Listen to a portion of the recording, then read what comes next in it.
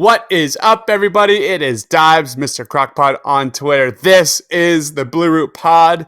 On tap for today, we are going to go through our top Eagles prospects. We're going to give you one word to describe each Eagles prospect, and we're going to go through our top Sixers prospects and give you one thing we want to see from each of these guys as the Sixers get ready. Last but not least, we're also going to do a quick glance into the top prospects in college basketball. What do you say, Matt? You ready to do this? Oh, yeah. Glad to be back. Where have you been, Matt? Well, I decided to go on a little adventure halfway across the world, spent a few weeks in Italy, started teaching a class at the local law school. So I've had some stuff on my plate, but there's nothing I love talking about more than upcoming prospects in sports. So I'm back. Oh, boy. October's almost here. Basketball's on the horizon, man. Are you jacked up? There's nothing that gets me going like basketball. It's my favorite sport. It always will be. I just love it inside and out, and I just want to watch some Sixers basketball. I mean, I don't think I've ever been this excited for a season, and I've been through the thick and thin with this team, so it should be fun. Yes, sir. In case you didn't know, make sure you follow Matt Schorr on Twitter at Pure Booyah. Matt is the co-host of this pod. It's been way too long, man. Let's get this thing started. Let's go through our top Eagles prospects. We're going to go through them one by one, and I'm going to ask you to give me one word to describe this Eagles prospect's performance so far through 3 games. Let's do this. Let's start off with Derek Barnett. 4 tackles, 3 quarterback hits versus the Redskins, 2 tackles, 1 tackle for loss, and 3 quarterback hits versus Atlanta, 2 tackles, gets injured versus the Lions. He only played 13% of the snaps. What word would you use to describe Derek Barnett so far, Matt? Pressure. I'm going to go with disappointing. This doesn't just go to Barnett. This is kind of the entire defensive line for me. That includes Fletcher Cox. He had 3 quarterback hits on Stafford. The team had 3 quarterback hits on Matthew Stafford on Sunday. 2 from Vinny Curry, 1 from Andrew Sendejo. I don't think it can get much worse for that Eagles defensive line. They're getting in the backfield, but they are not getting home. Just a disappointing start for Derek Barnett. Yeah, I mean, he hasn't had any sacks yet, which obviously is one of the main things that you would grade him on. He does have 6 QB hits already. So when I say pressure, I think he's getting good pressure through the line or on the line at least to make the quarterback make quicker decisions. But when it's all said and done, he needs to do better. We expect better of him. We've seen better from him. And I think that I don't know why. I don't know if it's whether something Doug has done or the coaching staff has done or changed. Maybe they've been doing some meditation or something. They just don't seem as hungry. And I guess that is part of the hangover of winning a championship. And as we go down this list, some of the second, third year guys, obviously the first, second year guys aren't a part of that, but it's tough for some of these guys to get past that and the highs and the lows. And the Eagles relied desperately on Derek Barnett taking that next step on the defensive line, and now suddenly the Eagles have 2 sacks through 3 games, which is the fewest number of sacks through 3 games since 1982. Like you said, Matt, not good enough. Not good enough. Next up, we have Dallas Goedert. In the first game versus the Redskins, he had 3 targets, 2 catches for 16 yards. He did not play versus Atlanta. He had 1 target and no receptions versus the Lions. He was hobbled. He played 12% of the snaps on offense that game. According to reports, he will play versus the Packers tomorrow night. How would you describe Dallas Goedert's performance so far? I'd say lost. I love it. I'm going with disheartening, especially after that big time touchdown drop he had last week versus the Lions. In such a big moment, man. I get that he's hurt, but that just can't happen, man. And I expected huge things from Dallas this year. I thought we were, at least from all reports, we're going to see a heavy dose of Goddard and Ertz versus the Packers tomorrow night. It's disheartening. I think that Doug and co had a plan, and they had a way that they wanted to run this team, and they had a way that they wanted to play. And through injuries, through whatever it may be, they've had a really difficult time achieving what they set out to do. And Dallas Goedert's a great example of that. This is a guy that everybody thought was going to make it so that if Ertz ever had to leave or decided to leave, it wouldn't be that bad. But the excitement surrounding Goddard and Ertz being out there together in these two tight end sets, we just haven't seen that come to fruition. I don't know if it's a total philosophy change. I don't know if it has to do with these injuries to Jackson and to Jeffrey. I mean, the second half of the first game of the season, everything was clicking, everything looked great, everybody was in the right place. Goddard and Ertz were causing havoc in the short range, while our receivers were just doing whatever they wanted to do. But the last two games, it's just without our receivers, they have to run a completely different game plan, a game plan that's completely different from what they worked on all offseason. And until we're healthy, I don't think that this is the kind of coaching staff that's just going to abandon everything they worked on. And it may be to their detriment, but they just got to keep working through it. And Dallas Goedert is one of the guys that really has to carry his weight. Other than a certain running back situation that we're going to get to in a little bit, the Eagles running 12 personnel tomorrow night versus the Packers is absolutely the thing I'm most anticipating tomorrow. Next up, we have Avonte Maddox, 4 tackles versus the Redskins and a pass deflection. He had 3 tackles, a deflection, and a tackle for loss versus the Falcons. One total tackle versus the Lions. What word would you describe for Avonte Maddox so far? This is where I'll use my one disappointing. Oh. Let me explain why. Because he is a guy that when we got him, I thought he was going to be just a top 10 player at his position. And he's just not showing that hunger that I want to see from him. The talent is there. The athleticism is there. No doubt whatsoever. He's making plays. Absolutely. I want to see what he can really do. And I feel like maybe he's holding back. Maybe he's not being aggressive enough. I don't know what it is, but there's something about watching him that it's just not quite clicking yet. My word for Avonte Maddox is great. No, I'm just kidding, man. It's pathetic. Along with Dallas, Avonte Maddox, like you said, came into the season as my breakout player on this team. He played mostly in the slot so far this year, as expected. And not all of this is on him, but he's part of this Eagles secondary that's just getting completely carved in the air this year. They're 4th worst in the NFL currently.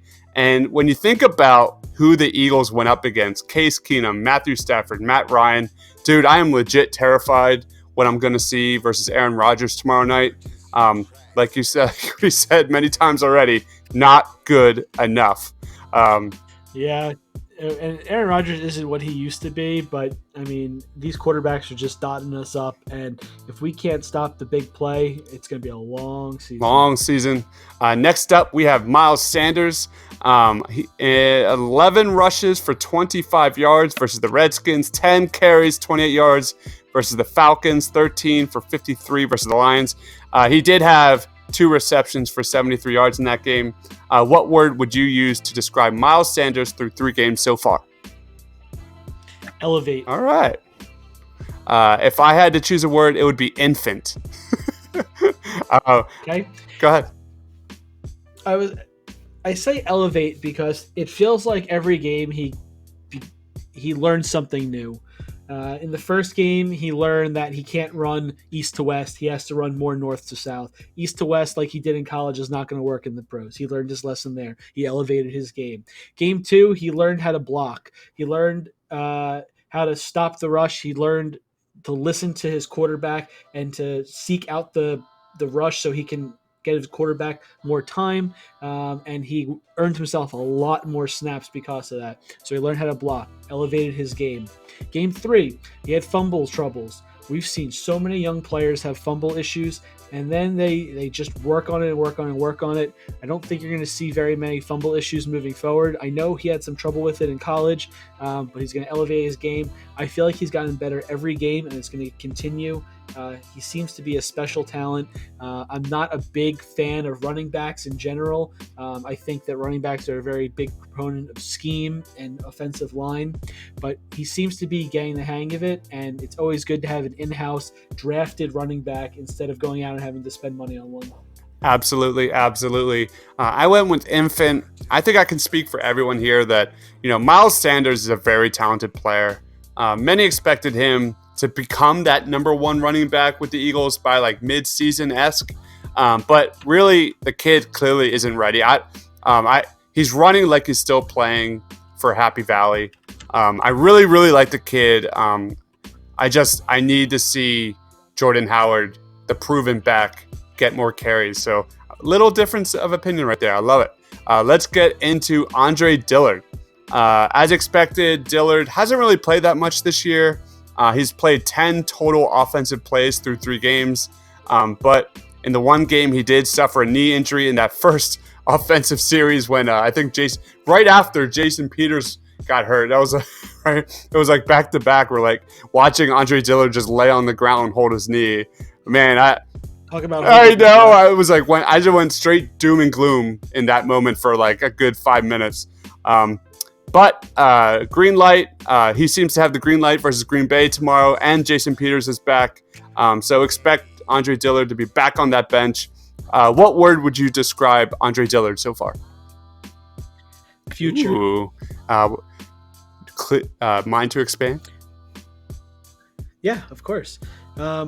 He's not there yet. I think anybody watching can see that, but he is that guy. He is that body. He is that player that we're going to need to fill in these holes on the offensive line that are going to have some turnovers soon. We have to start building these guys. Offensive line and defensive line, as far as I'm concerned, are the most important things in football. If I was a GM and I had a first-round pick, if I took anything but a defensive lineman or an offensive lineman, I'm doing a disservice to my franchise. They are that important, and he has to be cultivated properly, and he's the future. We cannot allow ourselves to get linemen and let them go by the wayside.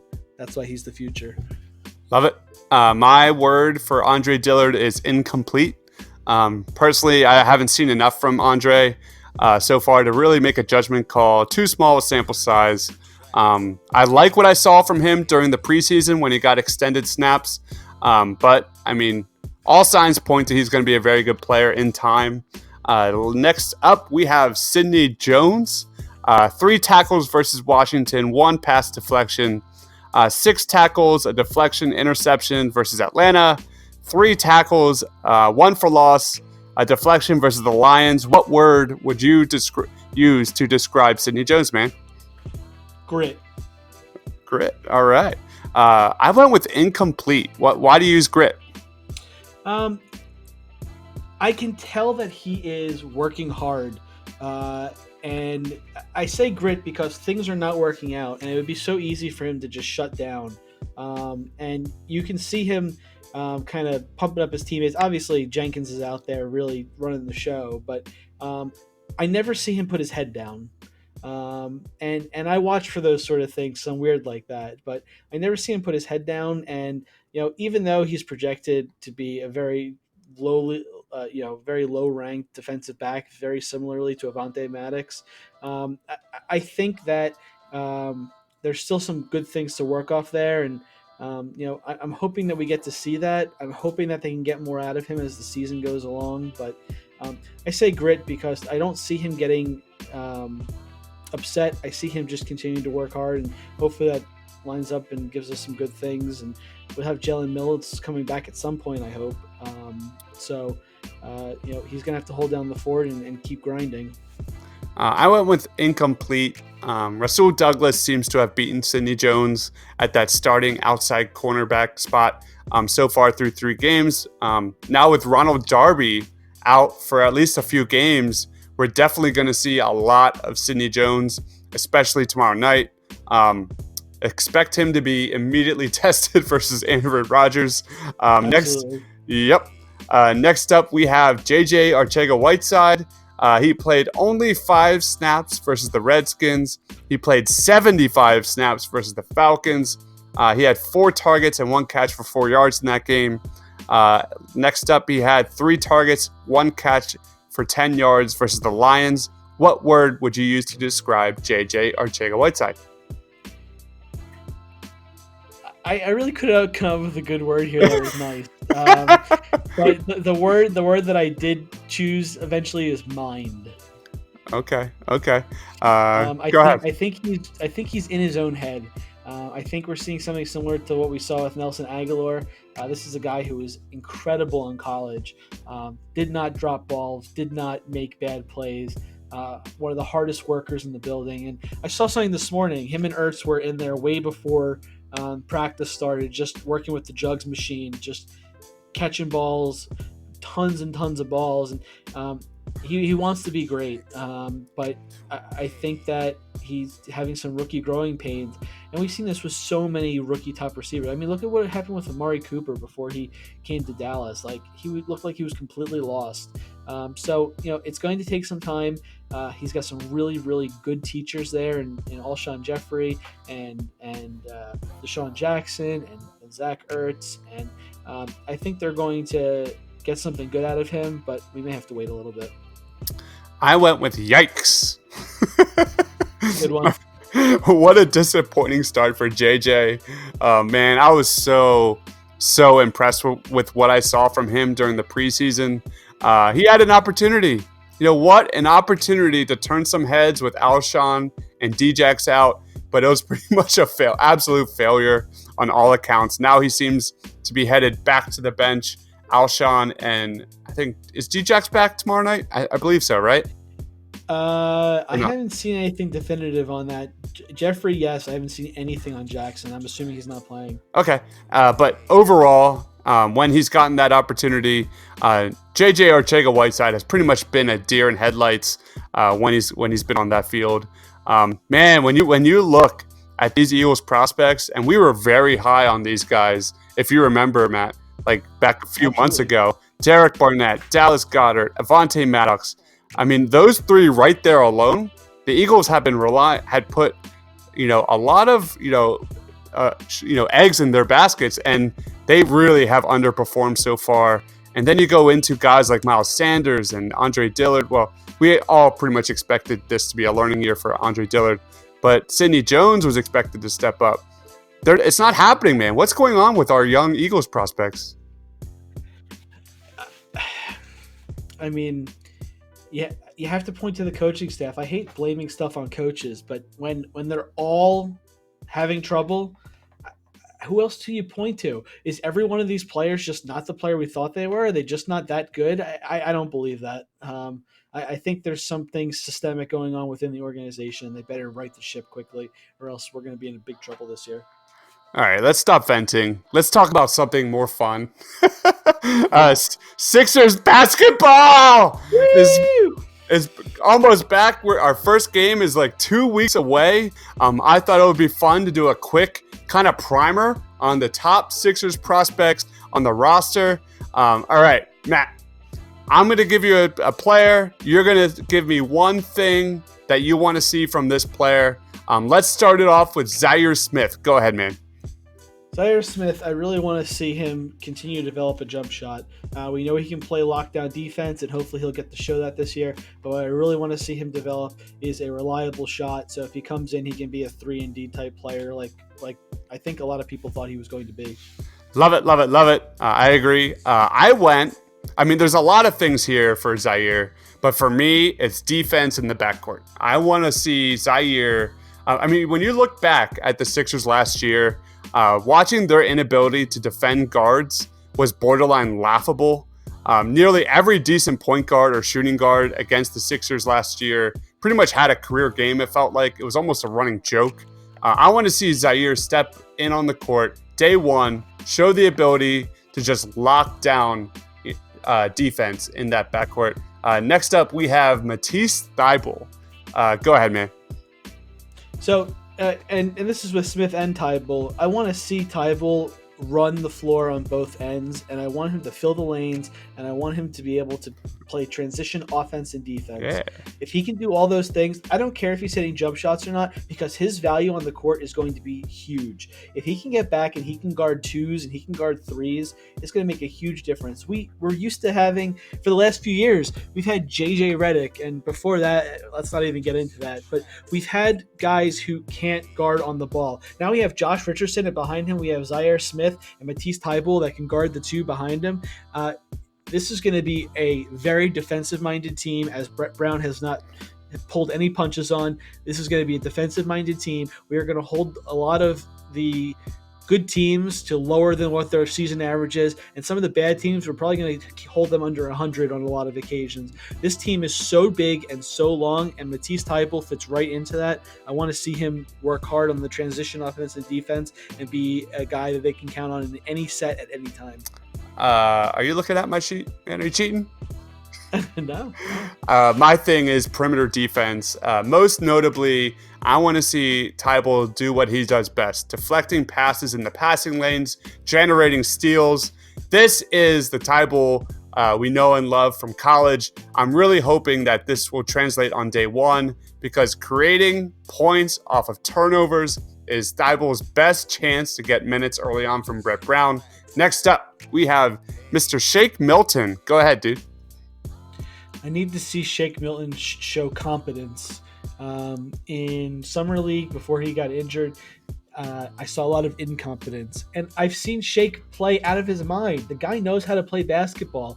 I don't know if this is a similar thing to what's going on with Arcega-Whiteside, but he gets to the show and he kind of forgets what he's doing. And Summer League isn't even that much pressure, and maybe point guard is just not something he's going to be able to play at this level, and they need to start thinking about how they're going to use him in different ways. And that was like one of the big questions, right? Was leading up into Summer League. So when he was with the Blue Coats, he was very much ball dominant. And leading up to Summer League, we were like, okay, what Shake are we going to see? Are we going to see the Shake with the ball in his hands? Or are we going to see Shake off the ball? It was kind of a mixed bag. But for me, it's 3-point shooting. I don't care about the Summer League. I know Shake, like you said, is a good shooter. I know, what happens in Vegas stays in Vegas, hopefully. But if you're a guard on the Sixers, then, man, you got to show you can space the floor alongside Ben Simmons. I'm really hoping Shake can shake, pun intended, the rust off. But, dude, this is a talented guard. We saw it all year last year with the Delaware Blue Coats. I'm a believer. Next up, we have Jonah Bolden. Go ahead, dude. Be nice. What I really want to see from Jonah is I want to see him play defense and get moving. There are too many times I saw Jonah Bolden make a defensive play and he sat there thinking how proud he was of himself. I want him to get moving immediately. He's on the floor because he can guard that interior, and he can give Joe and Al Horford some spells here and there. He can shoot the three, and that's great, but I don't want that to be his focus. I want him to focus on playing defense and get moving in transition, because if he get moving in transition with guys like Ben Simmons or Raul Neto or Trey Burke, they can lob it up to him and it'll just be dunk city. So that's what I really want to see from him. I want to see him continuously move. I don't want to see this Jonah Bolden, I did something good and stand around nonsense. He's too athletic to just stand there and marvel at himself. Love it. Was pretty much the same as mine. I went with instincts. Jonah Bolden, inconsistency, lack of instincts on the basketball court. He was so dreadful to watch last year, man. It seems like so far that the Sixers will play Jonah primarily at the 4 this season. So having a clear role will maybe help that a little bit. But he's such a frustrating player to watch, man. On paper, dude, he looks so good. It didn't translate last year. I was the biggest Jonah Bolden fan this time last season. He was just an overall headache. Next up, we have Marial Shayok. Go ahead, dude. Marial Shayok is a guy that is on a two-way. He's going to get his chances.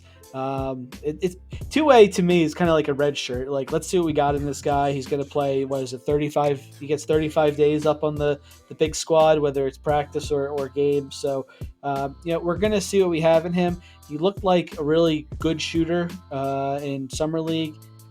The thing I'm concerned about is his defensive prowess. Obviously, he's going to work on that. They're going to do a great job with him down in Delaware, and I'd love to just see Shyok turn into a player that is usable for us.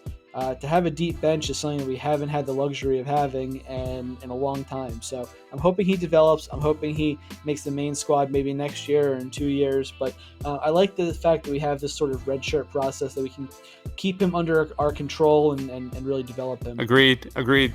My word, or my thing I want to see from Shyok is shot creation. I want to see progress with that.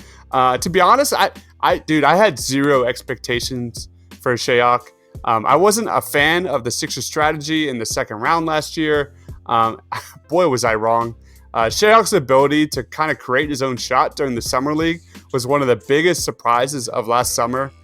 He showed he can pull up off the dribble, hit from three, hit from mid-range. I'm really excited to see Shyok kind of develop that a little bit in Wilmington this season.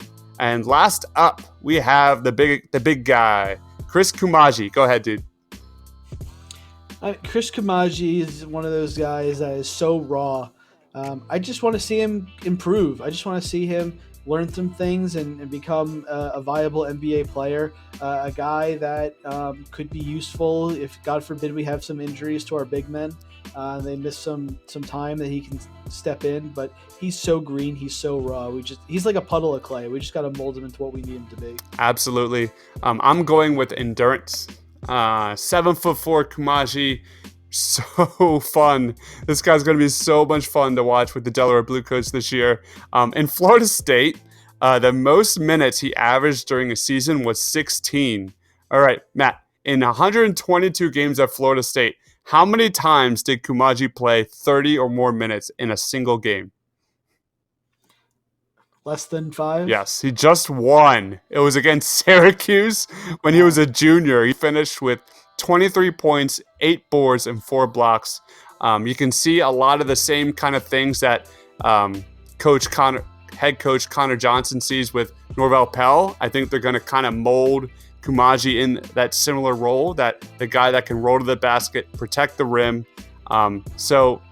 First and foremost, Kumaji is just an amazing kid, an amazing story. He's, I believe, the first NBA player from Chad. So really rooting for him. Any last comments about the Sixers prospects here?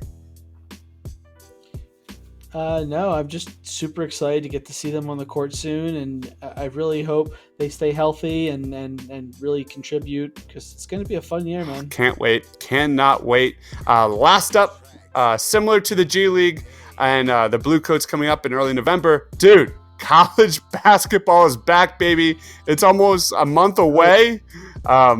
Dude, you're a huge NBA draft nerd. Who are a handful of prospects all Sixers fans should know and have on their radar? Go ahead, dude. Well, I'm going to cheat a little bit. I mean, I went through a lot of the 2020 draft sheets earlier today, and there are some guys that stood out. I haven't done a deep dive into everybody in college basketball like I normally do, but I'll probably be doing that in the coming weeks, so I'll have a much better report as we go through the season. We're going to start with Anthony Edwards. He's pretty much the consensus number one pick. I know there was some nonsense today about LaMelo Ball possibly being the number one pick. Number one pick is Anthony Edwards, and I don't think it's going to be close. This guy is a complete package. He's a 6'4" combo guard. Think guys like Dwayne Wade, Donovan Mitchell, guys like that, who are really ball dominant and can make a lot happen. He's got huge athleticism and gets to the rim like there's no one in front of him, even though there is somebody in front of him.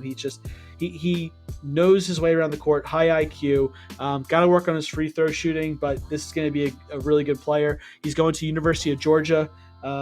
He's from Georgia, so good fit for him there. That's definitely a guy to be looking at. He instantly rises up Georgia to be a competitor in the SEC. Next is James Wiseman. Okay. James Wiseman is going to be going to Memphis. He is 7'1", 235 pounds, and he is 18 years old. He's got a 7'6" wingspan with a 9'3" standing reach. This guy is a monster. He is going to have some trouble with some NBA big men, I think. He's going to put on some more weight, some more muscle, but he won all sorts of awards in high school. He just absolutely dominated. If you get a chance, go look at some videos of this kid. You're going to see a guy that you're just going to just marvel at. He's played in like all the big the All-American games and all that stuff. He's a guy that's well known. Once again, grew up in Tennessee, going to Memphis. I love this trend of great players staying near home instead of going to the Dukes and the Kansases. I hope this trend continues. I really do. Isaiah Stewart, he kind of breaks that trend, but that's okay. He's 6'9", 245. So we just talked about a guy who was 7'1", 235. This guy's 6'9", 245. So you see what I'm talking about with James Wiseman's need to, kind of get a little bit bigger. He is going to be going to the University of Washington, a school that Sixers have a love-hate relationship with. Once again, this is another guy who has trouble with free throws. I don't know if they've stopped teaching free throw shooting. I don't know why all these guys can't shoot free throws, but hopefully coaches will get them there, because these big guys, if they can, pound down low and get to the line, they got to make those free throws and really help their team. I think he's going to be a top 10 pick in the draft, as long as he stays healthy. He's going to be the guy there, so we'll see what happens, but keep an eye out for him. Isaiah Stewart. Next is Cole Anthony. He's going to be going to University of North Carolina. He had transferred high schools to go to Oak Hill Academy, and anybody that knows about prep school ball, Oak Hill Academy is the creme de la creme, or among the top 5 schools in the country for cultivating NBA talents. He is going to be a shooting point guard, which, think like Damian Lillard, maybe a poor man's Damian Lillard. I mean, Damian Lillard has turned out to be such an unbelievable player. He has that sort of skill set, but he's got a lot of work to do. He's a great free throw shooter, but he's got to work on his three-point percentage. It's just not quite there yet.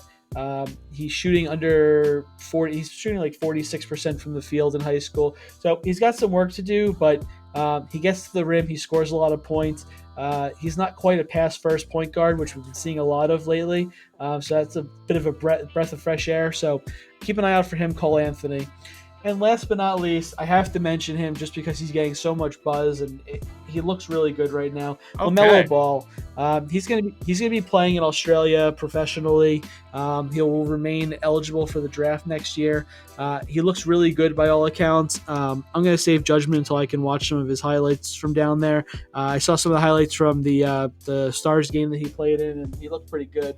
But like I said before, this is very raw data. This is based on high school and prospect watch. And until I get to see these guys start playing and see how they fit into their team and see how they command the game in the college level, it's going to be hard for me to really put a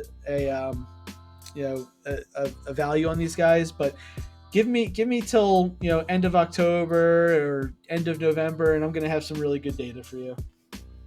Oh, man. Awesome stuff. That is Matthew Schorr. Make sure you check him out on Twitter at Pure Booyah with the Blue Coat season and Sixers season ahead. Oh, man, we are going to have a ton of Sixers Blue Coats content up ahead very soon. Up next, up on deck, we have Tyson's going to be joining me tomorrow morning to go through his number 11 through 20 Flyers prospects. So that make sure to be kind of on the lookout for that. Any last comments, Matt, before we wrap this up? It's good to be back. It's good to be back. For Chris, myself, for Matt, thanks for listening, guys. Stay awesome.